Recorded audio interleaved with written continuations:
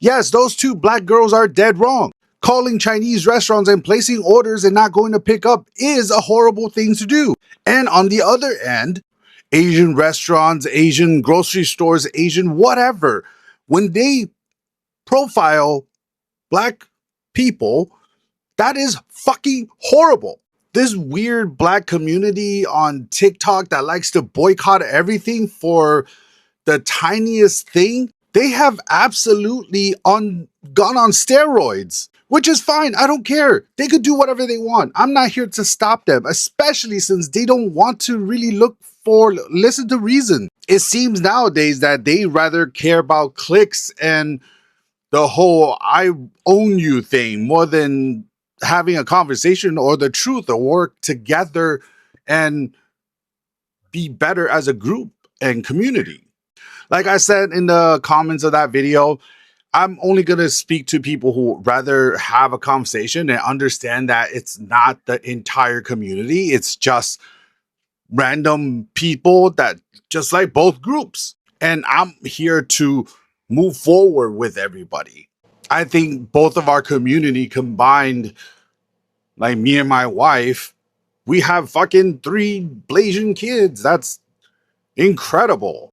I don't know. Anyways, I'm just done having this conversation with all these Neanderthals that rather be angry than actually be reasonable and have a conversation. How to not lose your customers as an Asian American business, or how to get them back. Number 1, don't racially profile them. Don't follow them around the store. If they've left the store, don't accuse them of stealing, and run the length of a football field and a half with a firearm and shoot them.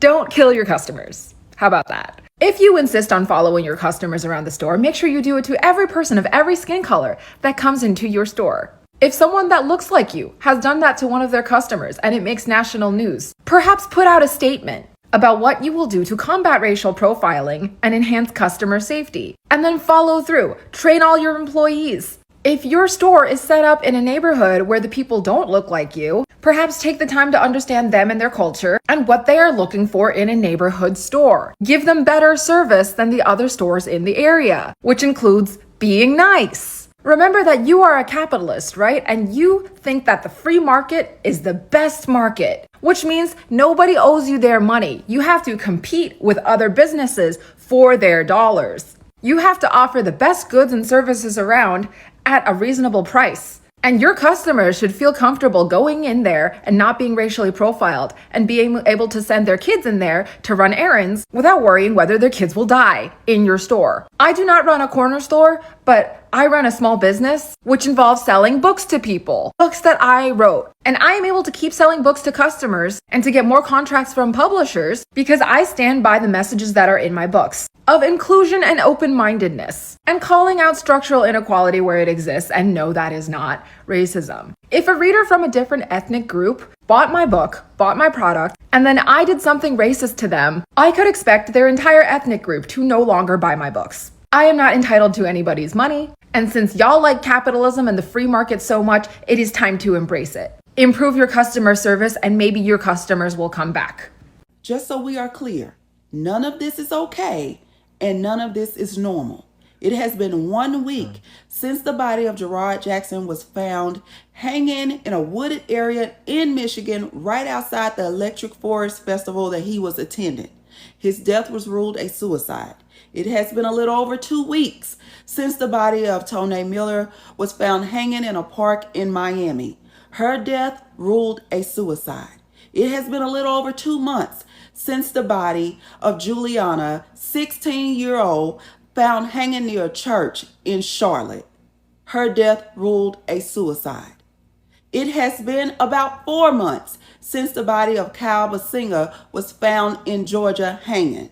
None of this is okay and none of this is normal. It has been less than a year. It will be a year in September when they found Trey Reed's body at Delta State University in Mississippi. His death ruled a suicide. And you may be asking, Rashonda, well, how many black people walk around with rope on them? The answer would be none, Helen. 0. Because none of this is okay and none of this is normal. I don't have much to add to this H. Margate drama except for this. Black people staying in our business, I like it. Because regardless of what your position is on the whole H Mart, blah, blah, blah, blah, blah, at least you guys are caring. Because at the end of the day, this whole H Mart scandal is about whether or not Asians should be welcoming to white people, and if assimilation or getting the goodwill from white people is the goal. You know who's been staying giving us that goodwill though, via drama and gossip? The Black community. And it's making me think about my immigrant mom, who was an engineer for 30 years, worked with a ton of racist people, but she said that one person who just seemed to really understand her was the only Black person on the team. And she was like, there's just something that like we just get about each other. And also I think she thinks I'm cute. And that has never left me. I always think about that. So thank you for having our backs, Black community. May we return the favor. Can one conversation change years of mistrust? Some Asian business owners are now making emotional appeals to Black Americans, asking for understanding, support, and a chance to rebuild relationships. But is this the beginning of healing, or are the divisions simply too deep to uncover? Let's watch more clips and we come back to talk about it. So I found myself back in Asian people business, and this is what I found out. Oh, baby, the ban is not stopping, okay? Them Asian-owned nail salons and shit, the chairs are empty. It's summertime. That's where they supposed to get the most business. Pedicure season, baby. They have no clients. Now they all on the internet crying about how their salons are empty and how nobody's getting their nails done, nobody's supporting these businesses, and how it's racist and everybody's anti-Asian. But let me explain something to y'all, okay? I want to make sure that I'm 110% clear, so that way I'm going to talk real slow so that way y'all understand me, okay? Because I understand that comprehension is not a skill that everybody has. People do not want to support your business, not because they don't like Asian people and they're anti-Asian. They don't want to support your business because they're tired of being racially profiled as soon as they walk into the door. All right? They're tired of feeling like that every time they go into y'all salons and, go to y'all hair supply stores, you're following them around and, you laughing and joking and talking shit in different languages and Vietnamese or whatever the fuck language y'all are speaking. They don't feel welcome. That's why they don't want to support your business. This whole situation with Cyrus was the straw that broke the camel's back. It was already coming. Like I said, I'm going to speak real slow so that way everybody understand what it is that I'm saying, okay?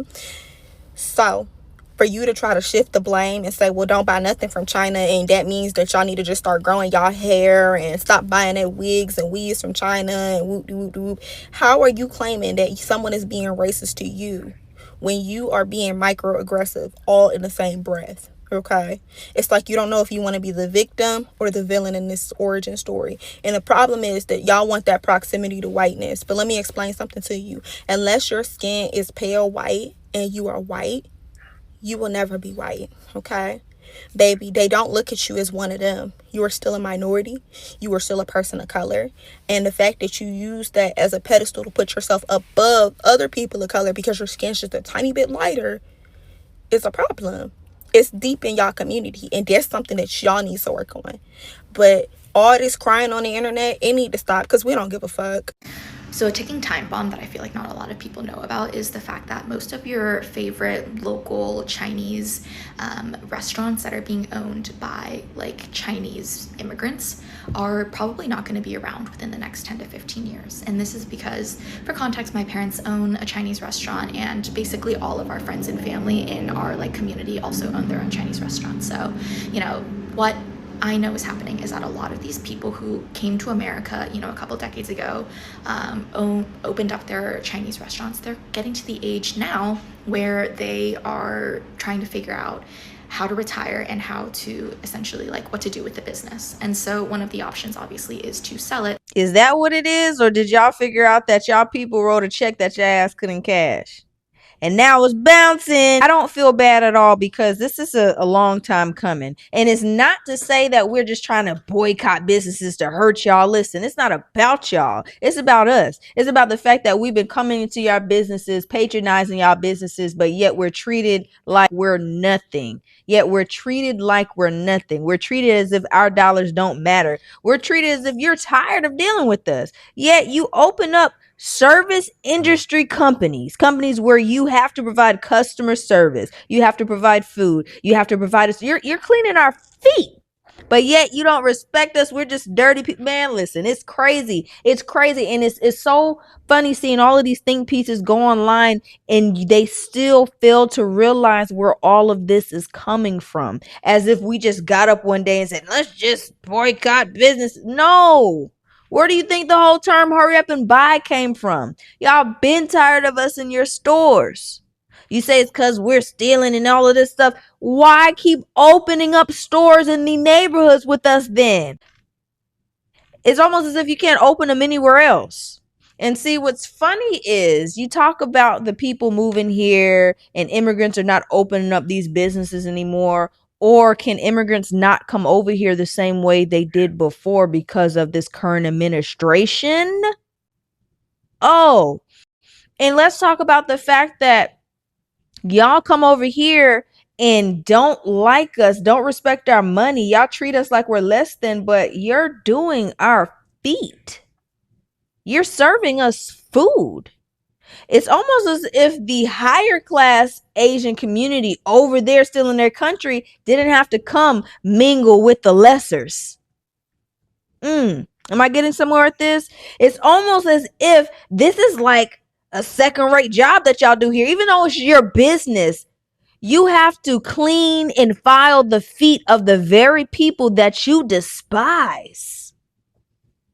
Let's wear that facade. I don't get it. But then y'all feel like y'all are better than us here, but y'all know how y'all are looked at home.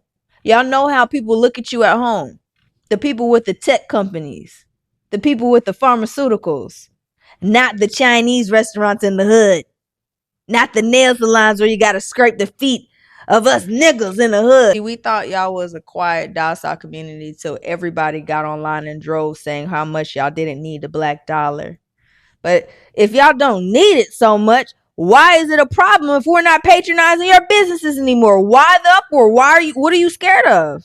What are you scared of? Is it that your people not going to support your business? They don't need their feet done? They don't need their nails done? They don't want to eat Chinese food? Oh, y'all don't eat the Chinese food that you serve to us. Oh, yeah. What are we even talking about here? See, and it's funny because I did a video on the stock market and how it's crashing in Korea, but everybody got in the comments saying it has nothing to do with what's going on in America. Listen, common sense ain't so common anymore. Here is the reality. Black consumers represent significant purchasing power in the United States, spending well over $1 trillion annually, according to multiple market studies. That buying power has made black consumers an important customer base for businesses across many industries. At the same time, many Asia-owned small businesses have operated in predominantly black neighborhoods for decades, creating jobs, providing essential services, and becoming part of those local communities. But like any relationship, trust can be damaged. When disagreement over customer experience, public incident, or online controversies occur, some consumers choose to spend their money elsewhere. That's a legal choice in a free market economy. The truth is, lasting business success isn't built on one viral video or one political debate. It's built on trust, respect, fair treatment, and strong relationship between business owners and the communities they serve. History also shows that Asian Americans have worked together during many important moments, from civil rights advocacy to building local businesses and neighborhoods. So, at the end of the day, division may attract attention online, but cooperation is what helps communities grow stronger. So, what do you think? Drop your thoughts in the comment respectfully, and before you go, do well to like and subscribe to my channel. I'll see you in the next.